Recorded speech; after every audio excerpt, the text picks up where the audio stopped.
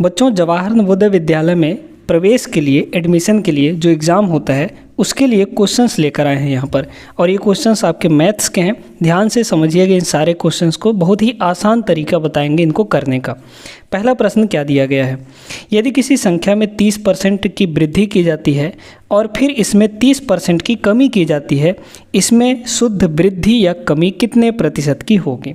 ध्यान से सुनिएगा। देखिए क्या कह रहा है कि एक संख्या है कोई, उसमें 30% पहले बढ़ाया जाता है, वृद्धि का मतलब बढ़ाना, और फिर उसी में 30% कम किया जाता है, यानी 30% कमी की जाती है। इसमें टोटल ओवरऑल कितने की कमी या फिर कितने की वृद्धि होगी, ये आपको बताना है। बहुत बढ़िया प्रश्न है। देखिए जब हम ऐसे प्रश्नों को करते हैं ना, तो हम लोग क्या मान लेते हैं, हम लोग उस संख्या को 100 मान लेते हैं। तो हमारा जो, मान लीजिए कि संख्या क्या है, 100 है, ठीक है। अब कह रहे हैं इस संख्या में 30% पहले बढ़ाएंगे। देखिए संख्या हमारा कितना है, 100 है, इस संख्या में 30% बढ़ाइए। भाई संख्या जो है अपने आप में कितना होता है, कोई भी संख्या हो गया अपने आप में 100% होता है। 100% में अगर हम 30% बढ़ा दें, 30% ज़्यादा कर दें, तो कितना हो जाएगा बच्चों को संख्या, वो हो जाएगा आपका 130%, है ना।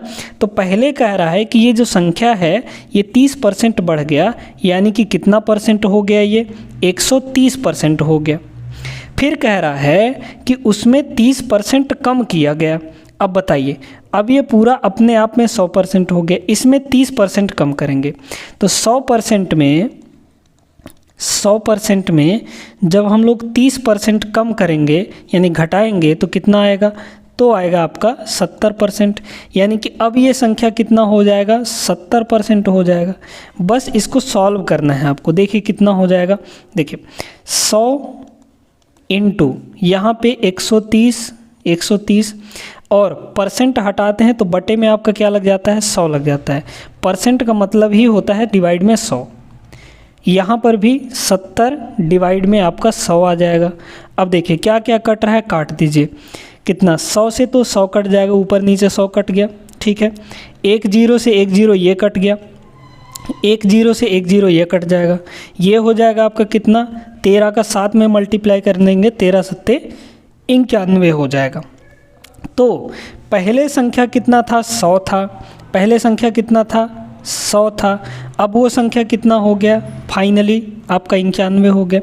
तो इसमें कम हो गया ना, कितना कम हो गया बताइए। तो पहले 100 था, अब 91 हो गया, यानी कितने की कमी हो गई, तो कमी आपका बच्चों हो गया 9 रुपये का। ऐसा समझ लीजिए कि पहले वो संख्या 100 रुपये था, अब 91 रुपये हो गया, यानी कितना कम हो गया, 9 रुपये कम हो गया।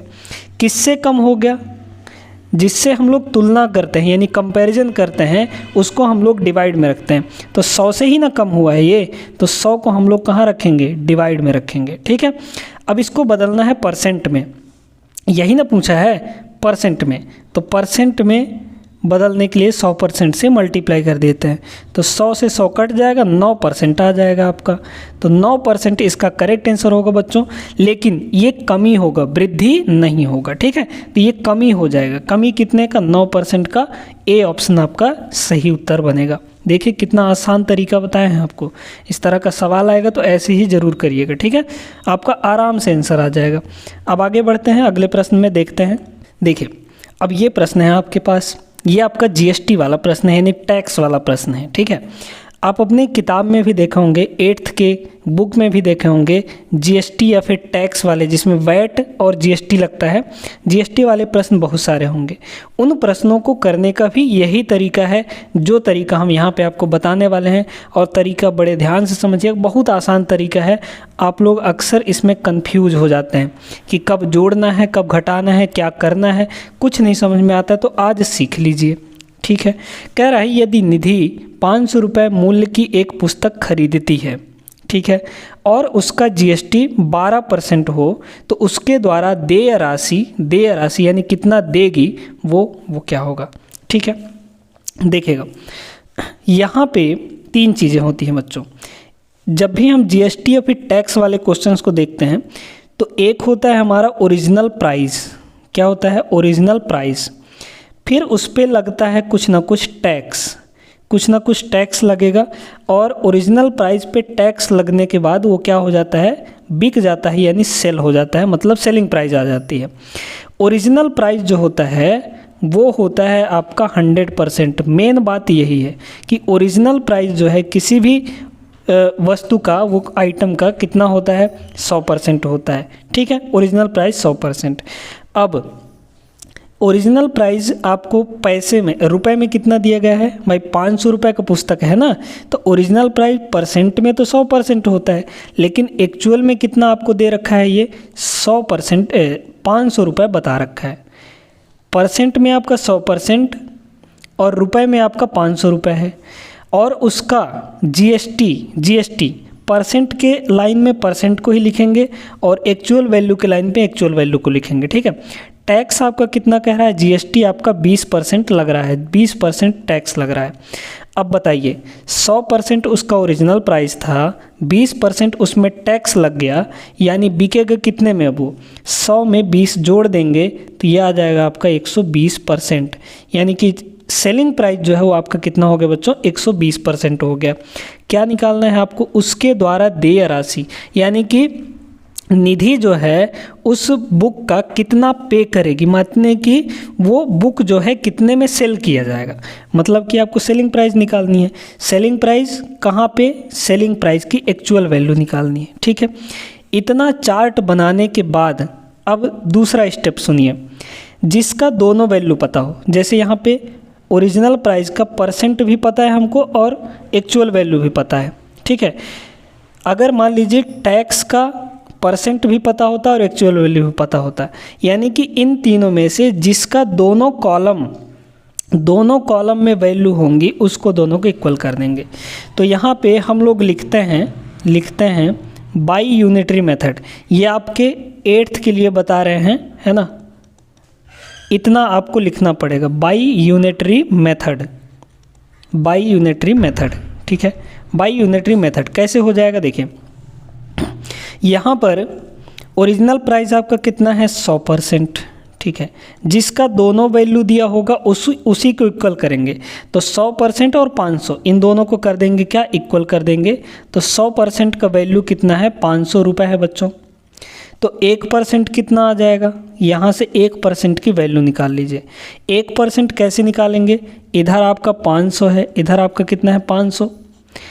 इधर जो भी रहेगा 20 रहेगा, 30 रहेगा, उसको हम नीचे ले जाके डिवाइड कर देंगे तो 1 का वैल्यू निकल जाएगा। यहाँ पे कितना है, 100 है, तो 100 को नीचे ले जाएंगे, यहाँ पे कर देंगे डिवाइड, तो ये 1% का निकल आया। कितना हो जाएगा, इसको काटेंगे तो 2 0 से 2 0 कट गया, बचा आपका 5, है ना। तो 1% का मतलब है 5 रुपया। 1% का वैल्यू कितना है, 5 रुपया। आपको पूछा क्या था, सेलिंग प्राइस आपका कितना है, 120%।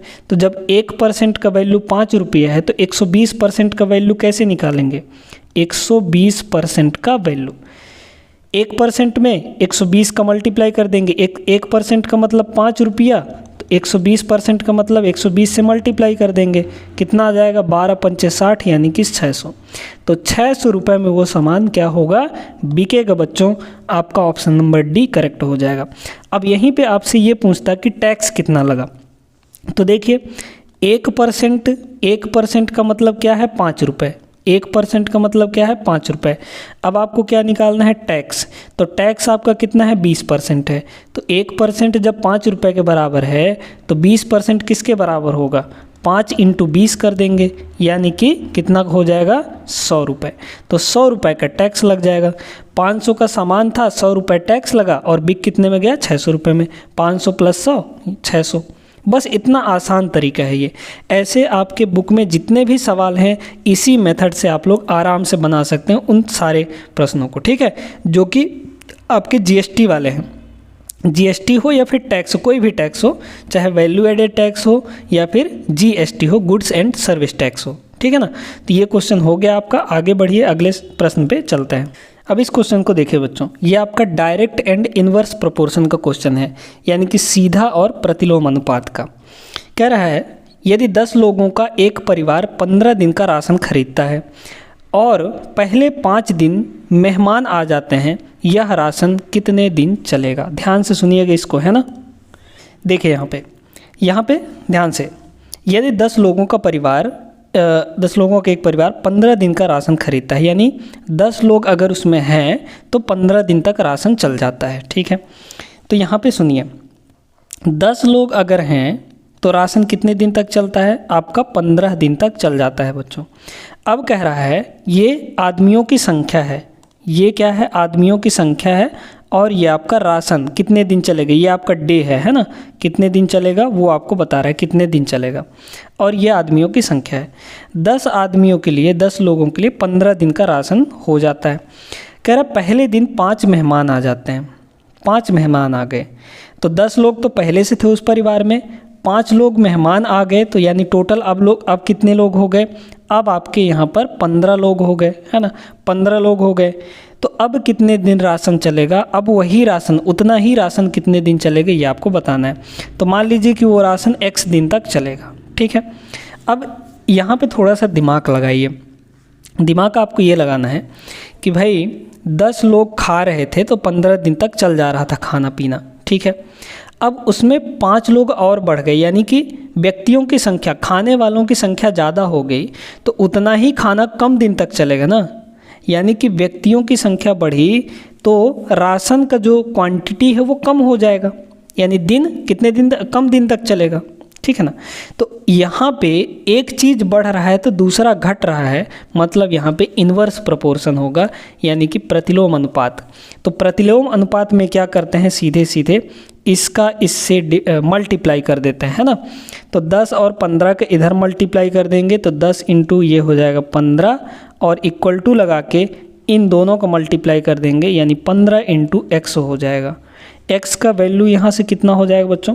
ये हो जाएगा आपका 10 इंटू 15, 10 इंटू 15, और ये 15 इधर आके डिवाइड हो जाएगा, तो 15 से 15 कटेगा, 10 आ जाएगा, 10, यानी x की वैल्यू 10 आ गई। यानी कि जब 15 लोग हो जाएंगे तो वो खाना सिर्फ और सिर्फ 10 दिन तक चलेगा। तो 10 दिन इसका करेक्ट आंसर होगा, ऑप्शन नंबर सी यहाँ पे सही उत्तर हो जाएगा। तो ये भी क्लियर हो गया होगा। चलिए आगे चलते हैं, अगले प्रश्न को देखते हैं। अब है आपके सामने यहाँ पर एक चक्रवृद्धि ब्याज का प्रश्न। चक्रवृद्धि ब्याज यानी कंपाउंड इंटरेस्ट, इंग्लिश में इसको कहते हैं CI, ठीक है। कह रहा है 10 रुपये पर 10% वार्षिक दर से 2 वर्ष का चक्रवृद्धि ब्याज क्या होगा? CI आपको निकालना है। देखिए बच्चों, प्रिंसिपल आपको कितना दिया है, यानी P का मतलब हुआ मूलधन, है ना। तो मूलधन आपको कितना दिया है? P कितना दिया है? 10 रुपये, ठीक है, 10 रुपये आपका मूलधन है। रेट कितना है आपका? R, दर कितना है? 10%, ये वार्षिक आपका लग रहा है, ठीक है। समय आपको कितना दिया है? समय को n मानते हैं हम लोग, n आपका कितना दिया है? 2 वर्ष दिया है, 2 ईयर दिया है ना। अब यहाँ पे सबसे पहले हम लोग अमाउंट निकालते हैं। अमाउंट का मतलब होता है मिश्र धन, है ना। अमाउंट का फॉर्मूला होता है P इंटू, जब हम कंपाउंड इंटरेस्ट की बात करते हैं तो अमाउंट इस तरीके से निकाला जाता है, 1 प्लस R अपॉन 100, और इस पूरे का पावर n हो जाता है। n का मतलब टाइम, समय। तो यहाँ से a की वैल्यू कितनी आ जाएगी बच्चों?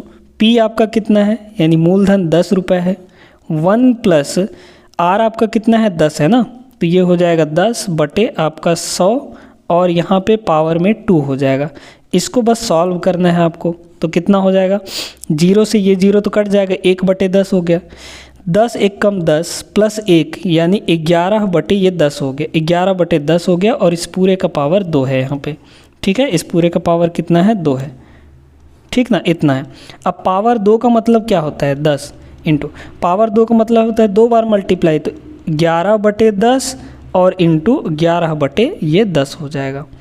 कितना आ गया यहाँ से? देखिए 10 से ये 10 कट जाएगा, है ना। तो ऊपर हुआ आपका कितना, ये कितना हो जाएगा? 11 के 11 से मल्टीप्लाई करते हैं तो 11 का स्क्वायर मतलब 121, 121 बटे 10 है, यानी एक अंक छोड़ के पॉइंट लगा देंगे, तो 12.1 हो जाएगा, ठीक है। तो अमाउंट आपका कितना आ गया बच्चों? अमाउंट आपका आ गया 12 रुपये 1 पैसा। अब आपको क्या निकालना है? CI, यानी कि चक्रवृद्धि ब्याज। CI का फॉर्मूला क्या होता है? CI का फॉर्मूला होता है A माइनस P। A का वैल्यू कितना है? 12 रुपया 1 पैसा, ₹12.10, ठीक है, ₹12.10 माइनस P का वैल्यू यानी ₹10 है, ये हो जाएगा 10। तो 12.1 में 10 घटाएंगे तो ये 2.1 आ जाएगा, ₹2.1 है ना, इतना 2.1 का मतलब होता है ₹2.10। ऑप्शन नंबर बी करेक्ट हो जाएगा यहाँ पे, ठीक है। CI कितना आएगा यहाँ पे 2.1। दो फार्मूले लगे हैं आपके, एक तो आपका ये वाला फार्मूला यहाँ पे, ठीक है, ये फार्मूला, और दूसरा ये फार्मूला CI = A - P। ये दोनों फार्मूले अगर याद हैं तो चक्रवृद्धि ब्याज के सवालों को आप लोग कर लेंगे, ठीक है ना। तो ये क्वेश्चन हो गया होगा। आगे चलिए अगले क्वेश्चन को देखते हैं। चलिए क्वेश्चन देखते हैं। यहाँ पर बहुत बढ़िया क्वेश्चन है, एकदम आसान तरीके से समझा देंगे। यदि एक रिक्शा 1 घंटे में 10 किलोमीटर चलता है तो उसी गति से इस रिक्शा द्वारा 1 मिनट में कितनी दूरी तय की जाएगी, ठीक है। कह रहा है 1 घंटे में 10 किलोमीटर, कितना है बच्चों, 1 घंटे में 10 किलोमीटर। 1 घंटे में यानी 1 आवर में कितना चल रहा है, वो 10 किलोमीटर चल रहा है, ठीक है, 10 किलोमीटर चल रहा है। कह रहा है 1 मिनट में कितना चलेगा। तो इस घंटे को पहले मिनट में कन्वर्ट करिए। 1 घंटे का मतलब कितना होता है, 1 घंटे का मतलब होता है 60 मिनट, यानी 60 मिनट इधर हो गया। तो इसको बदल लीजिए मीटर में। 10 किलोमीटर, 1 किलोमीटर होता है 1000 मीटर के बराबर, तो 10 किलोमीटर कितना हो जाएगा, 10,000 किलोमीटर के बराबर, 10,000 मीटर के बराबर, है ना। तो ये हो आगे आप कितना, 10,000 मीटर, यानी 60 मिनट में 10,000 मीटर। तो 1 मिनट में कितना हो जाएगा, यहाँ पे लग जाएगा आपका यूनिटरी मेथड यानी कि ऐकिक नियम। इधर आपका कितना है, 10,000 है, इधर कितना है, 10,000 है, और ये 60 इधर आके डिवाइड हो जाएगा, इतना मीटर चलेगा बच्चों। इसको काटिए, काटेंगे तो कितना आएगा, 0 से तो 0 कट जाएगा, फिर आपका 3 से कटेगा, ये हो गया ना 1000/6 हो गया, 1000/6 हो गया इतना मीटर। इसको 2 से काटिए तो 2 तियाँ ये हो जाएगा 6, और 2 से इसको काटेंगे तो ये 500 आ जाएगा, है ना, 500।